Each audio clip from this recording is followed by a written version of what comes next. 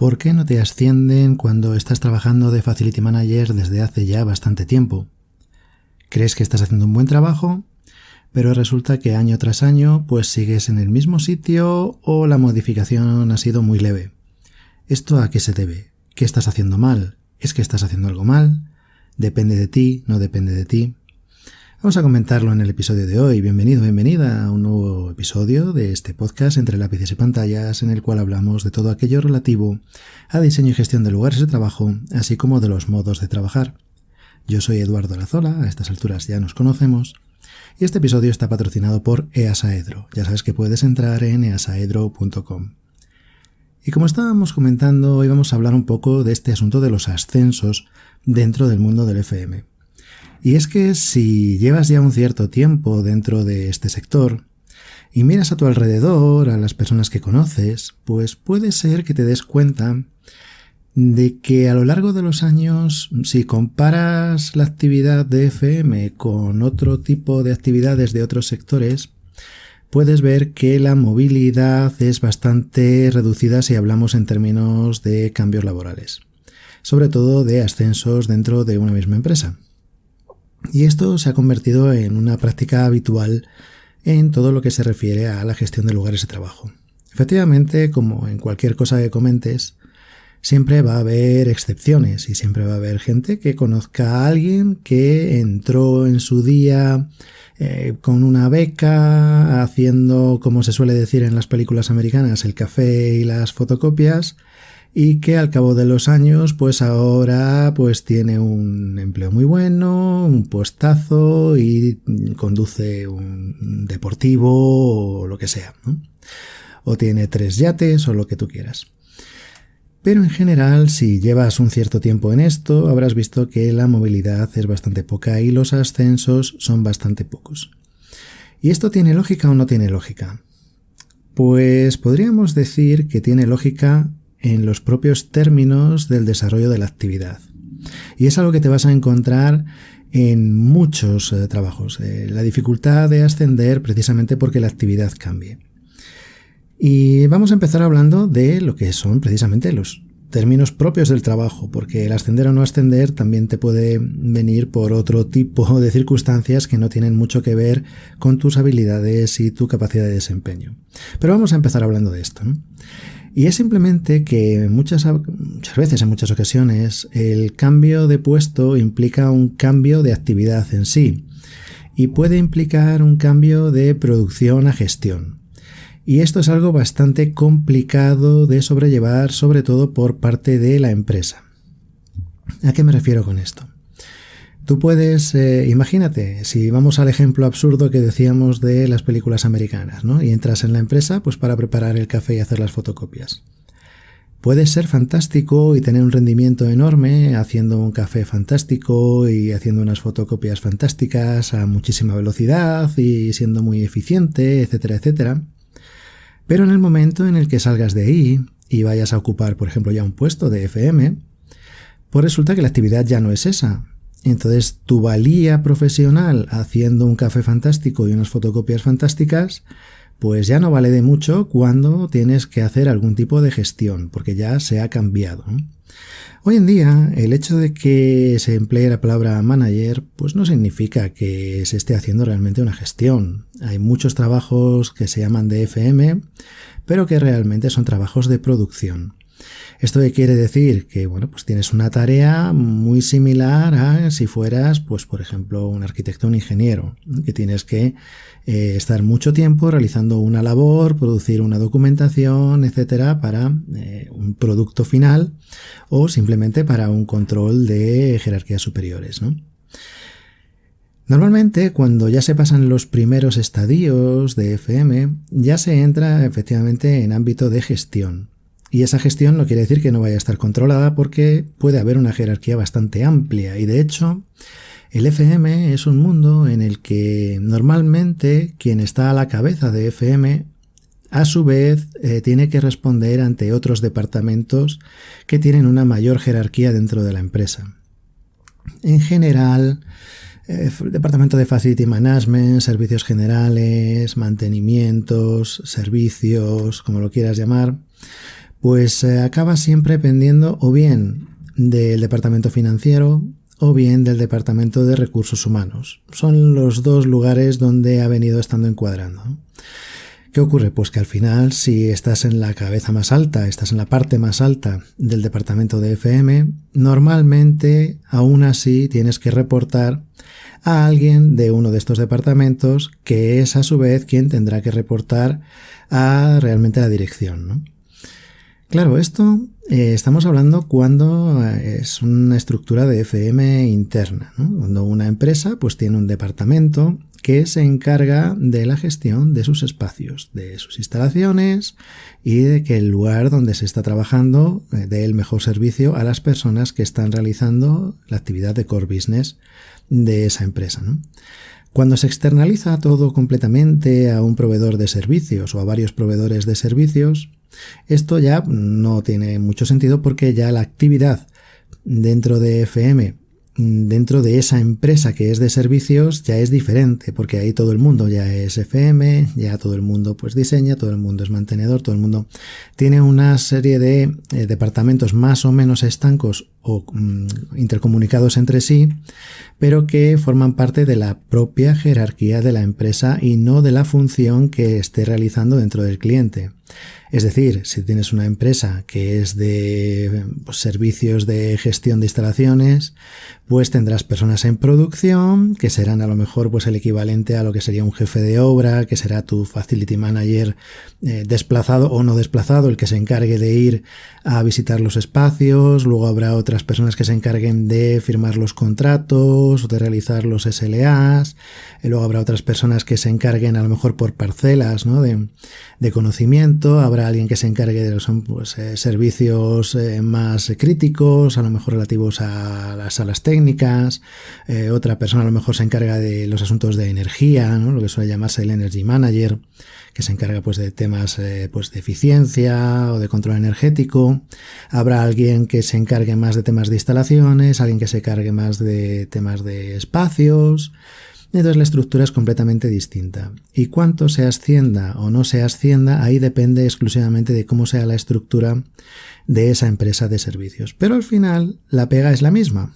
Es decir, si tú entras en esa empresa de servicios de FM porque tienes una serie de cualidades sobresalientes, realizando algo que se encuadra o que cuadra bien en alguno de los estamentos jerárquicamente más bajos de la empresa, en el momento en el que como premio a esa labor tan bien realizada se te cambie de departamento, no de departamento, sino de escalón jerárquico y tengas que cambiar de actividad, pues a lo mejor ya esas, ya no eres tan sobresaliente en esa nueva actividad como eras en la que te había llevado a ese ascenso. Puede que sí, puede que no. Siempre hay en este sentido un cierto riesgo, una apuesta que realiza la empresa que cree que puedes estar funcionando muy bien o cree que a lo mejor pues tienes posibilidades de seguir más adelante. Esto ocurre en cualquier puesto. Es muy habitual, pues imagínate. Si dentro de la empresa del proveedor de servicios la jerarquía más baja es estar en las obras, estar en los espacios del cliente, y luego hay un siguiente escalón jerárquico que es estar en oficinas centrales, en trabajo, pues vamos a decir más de oficina, pues puede que la actividad sea suficientemente diferente como para que las personas que estén acostumbradas a estar en obra, a estar moviéndose, a estar realizando, microactividades, muchas una detrás de otra, cuando pasen a la oficina y tengan que encargarse a lo mejor de actividades más repetitivas, pero de varios proyectos, o al revés, de todas las actividades de un proyecto, puede ser que su rendimiento baje. Y entonces se busca que haya perfiles diferentes para según las actividades que se estén realizando. Y eso es uno de los mayores impedimentos que hay para que alguien que está haciendo Facility Management pues ascienda. Porque si tu labor en, on-site, en lo que sería en el cliente o en la propia obra o en el propio espacio, es muy destacable, pues eso no garantiza que cuando vayas a estar todo el día en una oficina realizando una labor, vamos a decir, más administrativa o de otro tipo, pues el rendimiento no vaya a perderse. Incluso cuando ya empiezas a tener la necesidad de gestionar equipos, hay un salto muy grande. Porque hay personas que son muy solventes, vamos a decir cumpliendo instrucciones. Es decir, que aparece quien sea de la dirección o un superior jerárquico y les dice, mira, pues tienes que hacer esto, esto y esto. Y entonces, oye, pues inmediatamente se ponen a ello y tienen mucha diligencia, mucha disciplina, muchos conocimientos y realizan un trabajo estupendo en ese sentido. Ahora bien, luego cuando ya le dices, mira, a partir de ahora te tienes que organizar tú, porque ya, pues bueno, pues has subido un escalón jerárquico y ya no tienes a alguien que te supervise, ya no te van a decir pues todos los lunes o todos los lunes y miércoles las tareas que tienes que realizar. A lo mejor el crearse esa lista de tareas es algo que no se le da bien, es algo que se le escapa. O a lo mejor, ya cuando entramos en tema de gestión de equipos, pues puede haber una persona que realizando su trabajo sea muy eficiente y de una alta calidad en el desempeño, pero que no tenga las habilidades necesarias para gestionar un equipo de personas que realice eso. Es tanto así que es muy habitual que se caiga en el micromanagement del que hemos hablado tantas veces. Es decir, una persona que a lo mejor es muy buena realizando una tarea de campo, pues resulta que le ponen en un escalón jerárquico más alto a que gestione a otras personas que realicen esa tarea, pero que ya no la tiene que realizar, sino que tiene que encargarse de que otras personas lo hagan. Como sabe realizar muy bien esa tarea, imagínate que sabe mucho de electricidad, por ejemplo.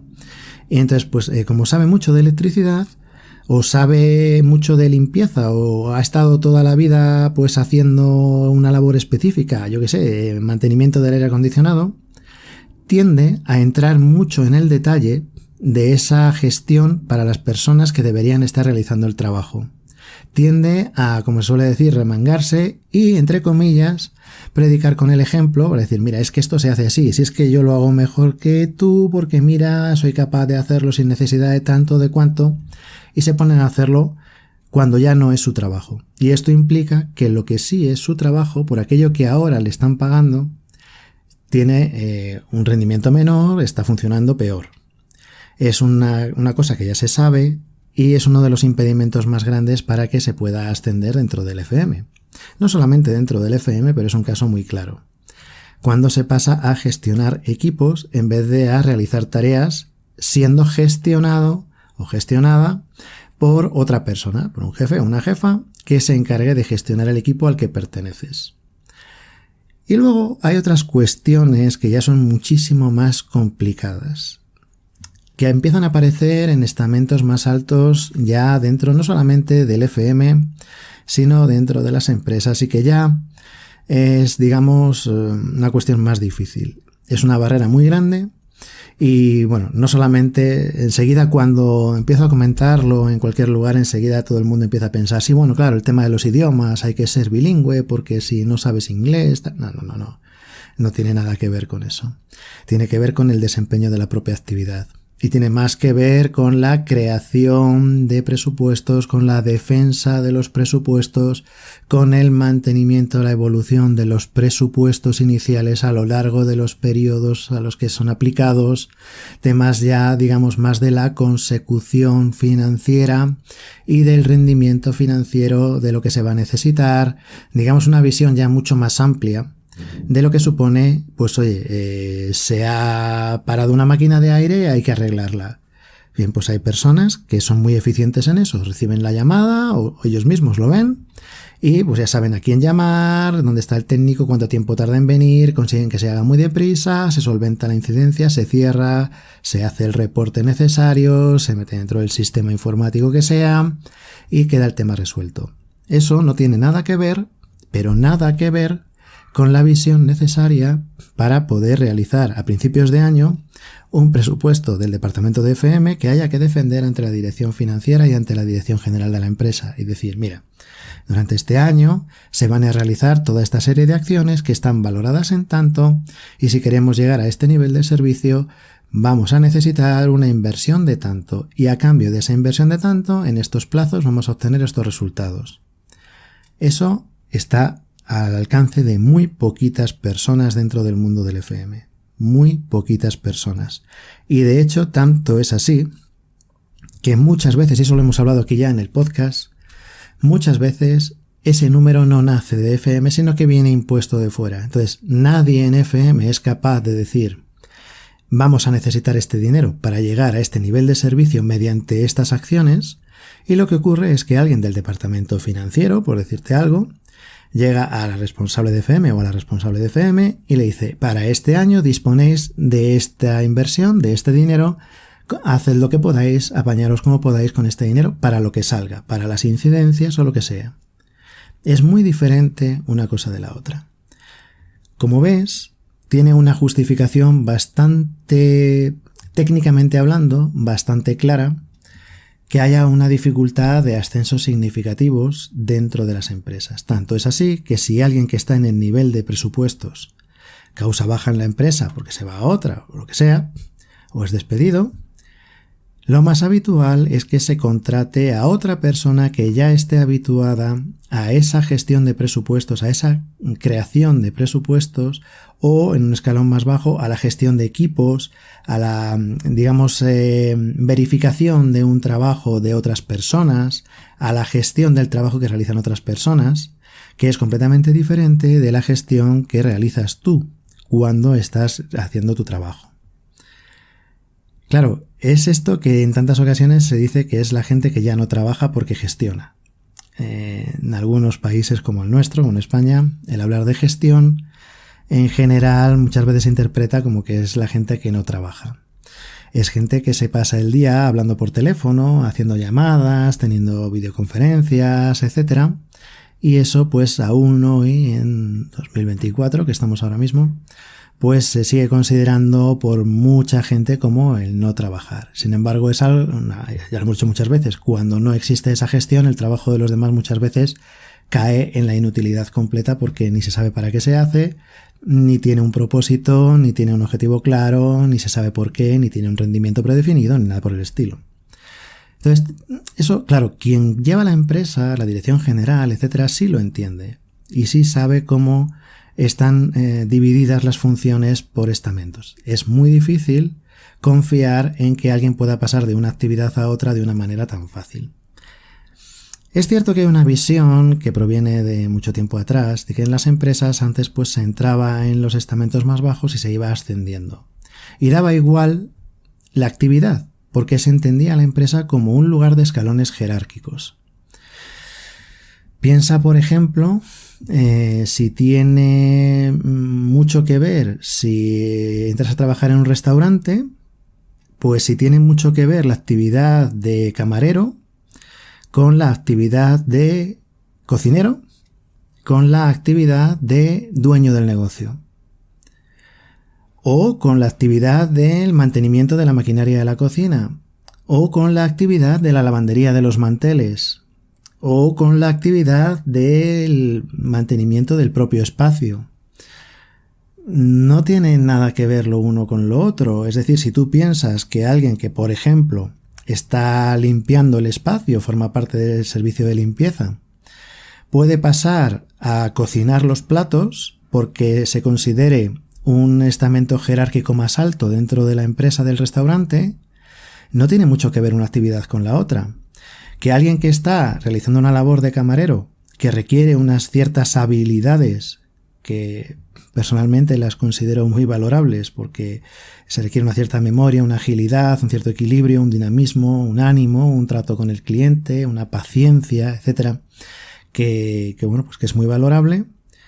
Imagínate que esa persona, dices, bueno, pues como se te da muy bien el tema de ser camarero, tratar con las personas, llevar pues los platos, tomar nota de las comandas, etcétera, que lo haces muy bien, tienes buena memoria, tratas muy bien con la gente, pues a partir de ahora te vas a meter en la cocina para cocinar los platos. Pues eso es muy complicado, normalmente no puede ser, normalmente es imposible, incluso legalmente en la mayoría de los casos es imposible porque incluso las titulaciones necesarias para ejercer según qué estamentos estés, pues no te lo permiten.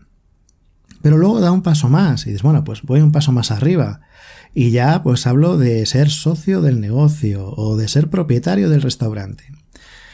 El hecho de que una persona sea muy buena cocinando no significa que sea muy buena gestionando un restaurante. El hecho de que una persona sea muy buena trabajando de camarero no significa que esa persona sea igual de buena gestionando a todos los camareros. o pasando a ser propietaria del negocio, que a lo mejor ya te pasas mucho más tiempo con temas de contratos y con temas de financiación bancaria y con cuestiones urbanísticas y con cualquier otra cuestión, mucho más que lo que es propiamente el negocio, ¿no? Entonces ese ascenso es muy difícil. Dentro del FM no es tanto así, pero sí que entiendes que no es lo mismo el realizar una actividad de primera mano que gestionar el trabajo de otros, que llegar ya a la elaboración general de un presupuesto completo y de saber justificarlo delante de la dirección general o delante de la dirección financiera o lo que sea. Es algo completamente distinto. Esos son los elementos técnicos que hacen que sea tan difícil ascender dentro del FM. Los no técnicos, pues pueden ser miles, ¿no? Desde, pues ya sabes, muchas veces en el mundo del FM, sobre todo cuando trabajas en un proveedor de servicios, te puedes encontrar muy fácilmente con que cuando entras a trabajar allí tienes que tener a alguien que te supervisa. Y esa persona que te supervisa te puntúa. Y esa puntuación es la que te puede permitir continuar en la empresa para futuros proyectos o incluso ascender dentro de la empresa. Esa persona que te puntúa tiene la llave para tu futuro laboral dentro de esa empresa. Si te puntúa mal, no solamente te van a despedir o no te van a renovar el contrato una vez termine el proyecto en el que estás, sino que muy probablemente te cierre las puertas para siguientes llamadas en el caso de proyectos futuros. Es decir, podría ocurrir que hayas tenido un buen desempeño, se acabe el proyecto, se acabe el contrato al cual estás adscrito en ese trabajo y te diga la empresa, oye, pues estamos contentos con lo que estás haciendo, pero no tenemos más trabajo, entonces pues tenemos que prescindir de ti por el momento. Pero oye, si dentro de unas semanas o dentro de unos meses nos aparecen proyectos nuevos, hablaremos otra vez contigo a ver si estás disponible para poder volver a trabajar con nosotros. Sin embargo, si esta persona que te supervisa pone una mala puntuación de tu trabajo, de tu desempeño, no solamente puede causar tu despido, sino que, claro, al tener un mal desempeño, tener una mala puntuación, directamente para el futuro ya quedas muy marcado en el sentido de que ya la empresa pues no va a querer hablar contigo porque lo que pone en el papel es que has trabajado muy mal. ¿Qué ocurre? Esa persona que tiene la llave de tu futuro laboral tiene mucho poder, pero en muchas ocasiones, mucho poder sobre tu futuro laboral.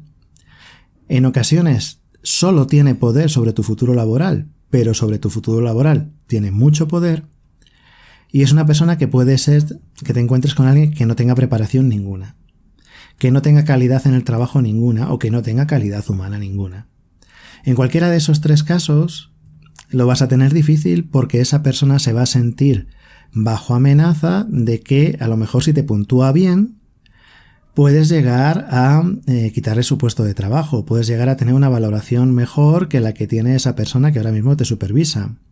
Entonces es muy habitual que los supervisores, las supervisoras en los estamentos más bajos sean muy duros con las puntuaciones por aquello simplemente de tener miedo. Y también puede ser que tengan una mayor querencia a dar mejores puntuaciones a aquellas personas que les den menos miedo a la hora de competir por un puesto de trabajo. Si ven que alguien tiene muchos conocimientos o que tiene más conocimientos que ellos y demás, pues se darán cuenta de que en cuanto llegaran a su nivel les iban a adelantar y que para futuras promociones pues iban a estar por delante. Entonces prefieren decir que no, que trabaja muy mal, que tiene muchísimos problemas, que esto es un desastre. Y si no hay nadie de una jerarquía superior que se encargue de corroborar o comprobar esas cosas, esa palabra al final es la única que hay, es la única que cuenta. Y bueno, pues a base de hundir a los demás, pues intentan mantenerse a flote el mayor tiempo posible. Y muchas veces funciona, y estoy seguro de que si estás trabajando en el sector no te va a ser difícil que te venga a la mente alguien que sepas que trabaja así, que a base de poner zancadillas al resto va medrando porque en la empresa en la que está pues le funciona y sus jefes, sus jefas pues piensan que es que esa persona tiene unos dones que nadie más tiene porque hay que ver qué mal trabajan todos los demás y qué bien trabaja esa persona, que si no llega a estar allí en esa empresa ya habrían cerrado todos, ¿no? Esto es algo muy habitual y no tiene nada que ver con el hecho de que, bueno, pues tengas un mejor desempeño o no, o con que tengas unas capacitaciones de gestión o de productividad o lo que sea que te vayan a encasillar en alguna de las actividades, como decíamos en la primera parte del episodio. Claro, cada vez que se habla de esto, pues está muy bien saber vuestras opiniones, porque claro, el mundo del FM es muy amplio y el puesto de FM según la empresa puede variar mucho, las actividades pueden variar mucho. En algunos casos, pues el FM lleva hasta la seguridad física, digamos, de vigilantes, etc. En otros casos solamente lleva limpieza y valija interna y ya toda la parte de instalaciones y demás pues se deriva a otra gente. Otras veces llevas hasta las salas técnicas y los servicios críticos. Bueno, dependiendo de la empresa, la actividad es muy diferente. Hay partes que están más externalizadas, otras menos, y se tiene más o menos peso dentro de cada una de las organizaciones. Entonces la casuística es muy grande, pero al final todo acaba encuadrándose en alguno de los cajones que hemos hablado en este episodio, sea en la parte técnica o sea en la parte no técnica, que bueno, que también existe, como cualquiera que lleve un poquito de tiempo trabajando, pues puede saber perfectamente, ¿no? Como siempre, pues espero vuestros ejemplos, vuestras experiencias, vuestros comentarios, que son lo más interesante. Nos escuchamos en el próximo episodio.